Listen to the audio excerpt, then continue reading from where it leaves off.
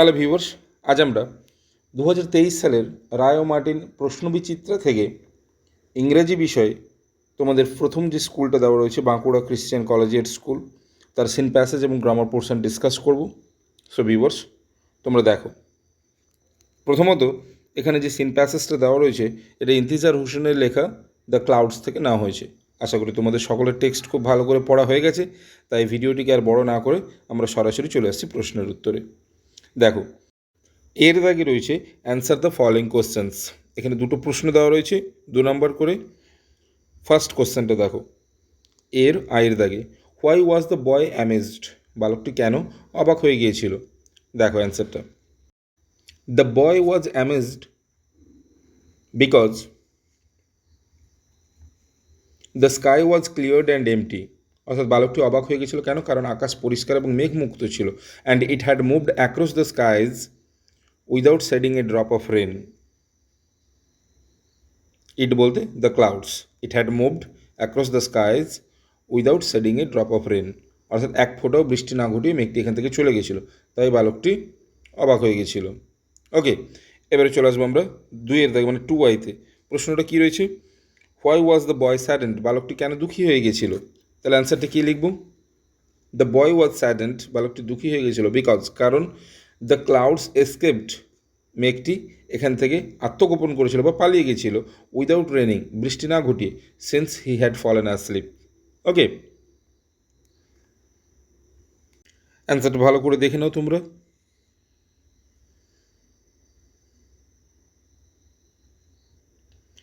এরপরে চলে আসবো আমরা বিয়ের দাগে। বিয়ের দাগে কী বলেছে? Complete the following sentences with information from the text. Text থেকে সঠিক ইনফরমেশন নিয়ে শূন্যস্থান পূরণ করো। দেখো, had the boy stayed awake? বালকটি যদি জেগে থাকতো, পারহ্যাপস সম্ভবত, ক্যাবে। তাহলে তোমাদের এখানে বইতেই দেওয়া রয়েছে, দেখো পারহ্যাপসের পর থেকে লিখবে 3 নম্বর লাইনে রয়েছে perhaps the clouds would not have disappeared like that. এই যে the clouds would not have disappeared like that, এইটুকু তুলে দিতে হবে। তাহলে had the boy stayed awake, যদি বালকটা জেগে থাকতো, পারহ্যাপস সম্ভবত, the clouds would not have disappeared like that, অর্থাৎ মেঘটি এভাবে চলে যেত না। ওকে,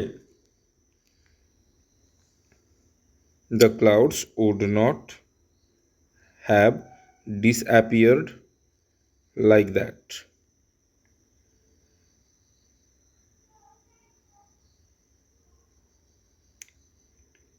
ওকে, এরপরে চলে আসবো। এরপরে দেখো 2i-তে দেওয়া আছে কি, after the boy crossed several fields he saw. বালকটি অনেকগুলো মাঠ অতিক্রম করার পরে কি দেখলো? দেখো তোমরা প্যাসেজে আগে দেখে নাও। এই যে আফটার ক্রসিং সেভারেল ফিল্ডস, অনেকগুলি মাঠ অতিক্রম করার পরে, he saw, that means the boy saw a large tree থেকে শুরু করে একেবারে টার্নড জেন্টলি অবধি লিখব।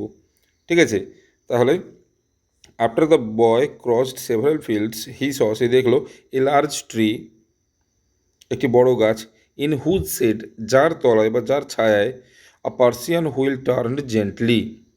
এখানে জায়গা শর্ট আছে তাই আমি সম্পূর্ণ লিখলাম না। তাহলে এ লার্জ ট্রি থেকে শুরু করে একেবারে টার্নড জেন্টলি পর্যন্ত হবে। Okay, a large tree in whose shade a Persian wheel turned gently. বুঝতে পারলাম? নেক্সট ভালো করে দেখে নাও, আন্ডারলাইন করা আছে। যদি অসুবিধা হয় বুঝতে, তাহলে পজ করে একটু দেখে নেবে।